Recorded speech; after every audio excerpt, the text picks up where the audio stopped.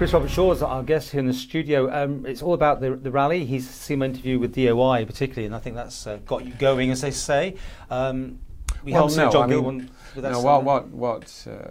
profoundly disappointed me was the fact that we've had this very late cancellation, but I've actually been engaged in this since July the 14th. Well, as just an MHK, or you're on a board, or you're on any particular thing? No, just somebody who's profoundly interested in tourism. Sure. And effectively, I think it was on the 14th of July, I think that's a Thursday, as I recall.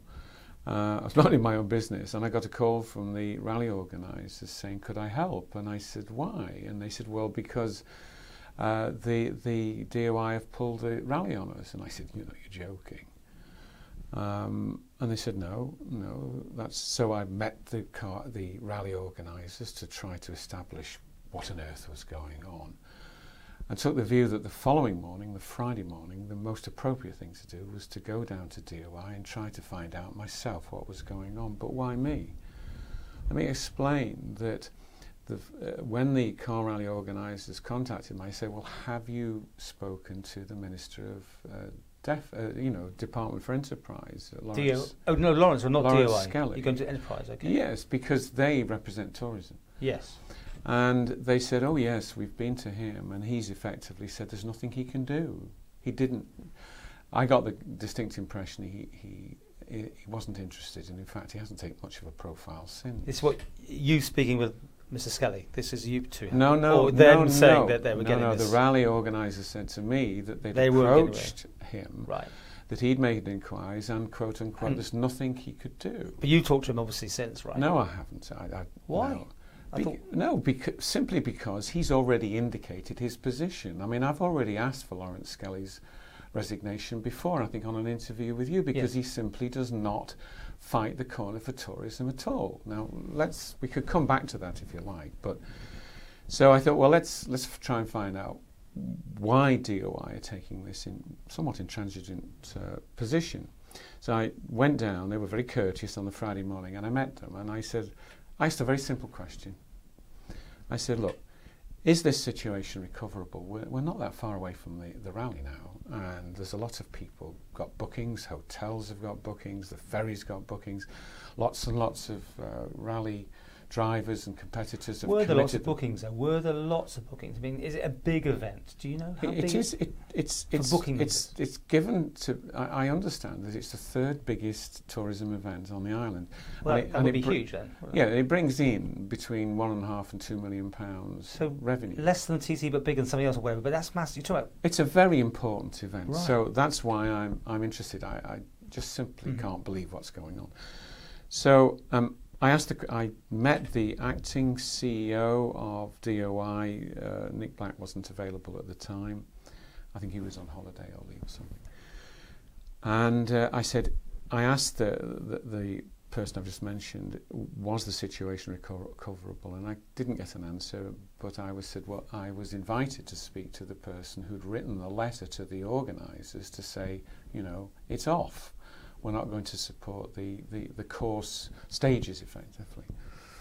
So within a few minutes I met that person, and I again repeated the question, is this rally recoverable? I didn't get a direct answer, and I said, well, what's the problem? And the first point they made was the Glencrutchy stage, one of the latter stages. Now by this time I already knew that the car rally organisers were aware of DOI's discomfort about the Glencrutchy stage. For safety, was it? No, inconvenience. Inconvenience. And the rally organisers, as I understood it, had gone back and said, okay, if it's a problem, we'll reduce the road closure period for down to 2 hours, which I thought was very reasonable of them. But I said, well, what's the problem? It's been used many times before. Oh, they said, well, it's going to be a problem for us because we're closing the promenade. And I said, well, when are you closing the promenade? And they said the 17th. And I said, but the rally starts and finishes before that. Okay. So closing the promenade not for the rally, but for their own the works. Well, the works, yes. Right. So I said, well, it can't be that. So they said, there's a food and drink festival on at the Villa. By this time, I'm really getting. I was going to say, are you saying you got that intransigent feel that we're hearing that Rally Alabama's telling us that they were getting this feel? absolutely. So civil servants weren't helping the cause, they weren't helping you get the answers to the problems or anything? Well, I wasn't, subsequently later, I'll come back to that a bit later on. So anyway, I got the impression from what had been said to me that it was recoverable. But by who? Rally Alaman or the civil servants? No, by the degree of problems that they were telling me existed. It seemed that reasonable minds and fair, open-handed approach and a real interest in the car rally would have ensured it would go ahead. Anyway, that wasn't to be. Now, this is Friday.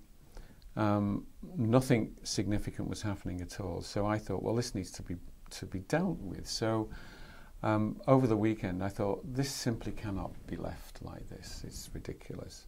Oh, and incidentally, I was also getting, there were 3 departments seemed to be lined up together. That was Department for Enterprise, Department for Home Affairs, and Department for Infrastructure. And none of them gave any signals at all that they were in any way supportive. To you or both? Well, I was getting the feedback from Department for Home Affairs that, oh no, it's a safety issue, the rally can't go ahead. It was dismissive. It was rude. It was just an extraordinary situation. I thought, well, this needs to be dealt with. So over the weekend, I thought the only thing we can do now, we've got one Tynwald left, which was the July Tynwald, the 18th or whatever it was. And I thought, well, I'll bring an emergency debate to the floor of Tynwald and let's get this out. And we were expecting that, but you didn't. Right. So on the Monday, I made a few inquiries with a few members and said, look, will you support this emergency debate? And I had sufficient support for it to go ahead. You need 4 members to stand up to move it forward, at least at the first stage.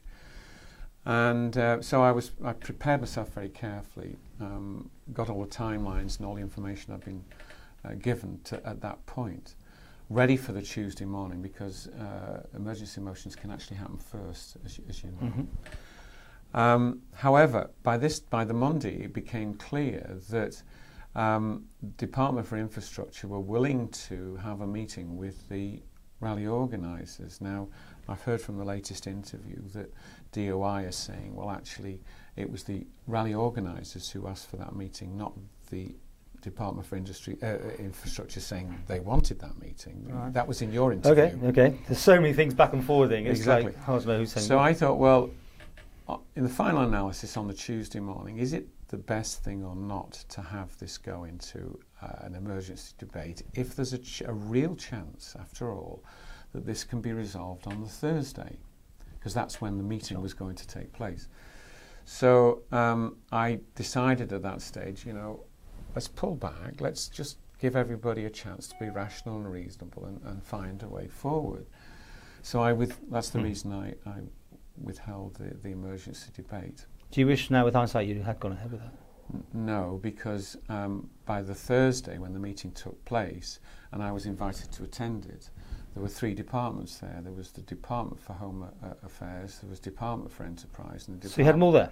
And Department for Infrastructure. Yourself and the car rally organisers, and also the authorising body from the UK also came over with a particular interest in making sure that the safety plan was right. And it was looking good then?